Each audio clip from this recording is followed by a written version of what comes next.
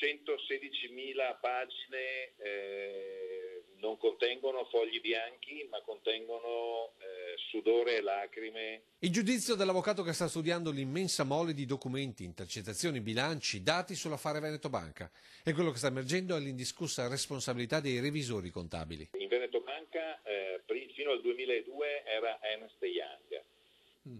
Dal 2003 in avanti, e anche qui c'è tanto da dire, come mai di punto in bianco sia stata sostituita Ernst Young con Pricewaterhouse, e da quel momento in poi diciamo che la banca è entrata proprio nella fase di ipervalutazione delle azioni, come, per fare un esempio, l'imprenditore che è in difficoltà insegue il debito indebitandosi. Pricewaterhouse è una delle più importanti società di revisione al mondo, con fatturati che vanno intorno ai 30 miliardi l'anno, e riteniamo che da lì i risparmiatori riusciranno a ottenere un grande e forte risarcimento del danno.